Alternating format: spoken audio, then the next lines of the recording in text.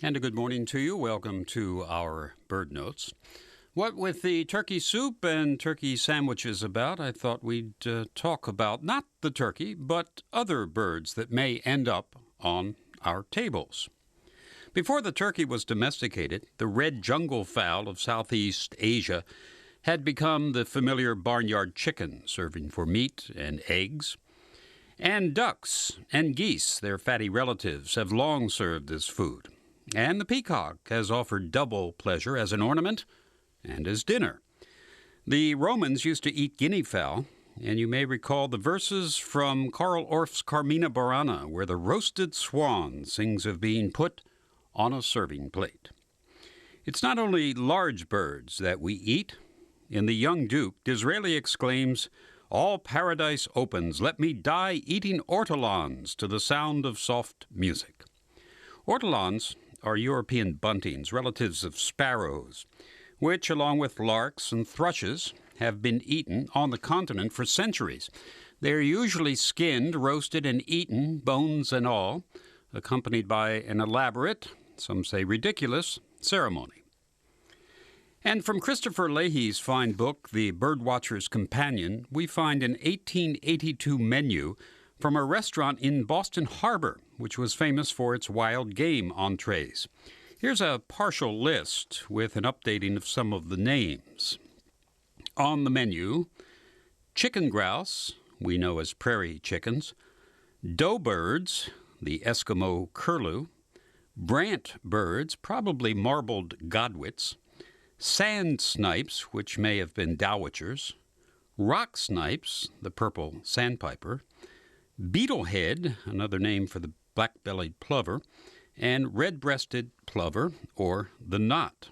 There was also the winter yellowlegs, probably the greater yellowlegs, and the ringneck, which was the killdeer.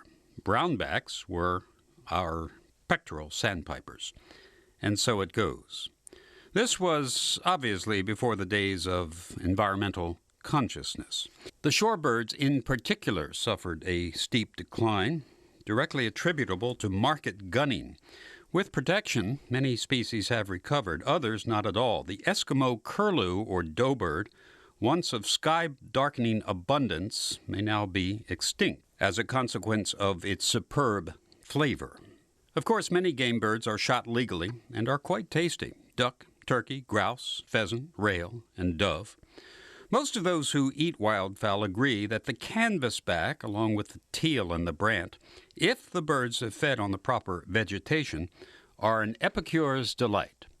Indeed, it is gospel among hunters that how a bird tastes depends on where it lives and what it eats. Thus, most seabirds are dismissed as tasting fishy. There are certain methods of preparation suggested for strong-tasting fowl. One comes from a 1924 issue of Field and Stream magazine. By the way, the bird referred to here is actually the scoter, a seabird, and not the freshwater coot. Some hunters, especially in New England, call scoters coots.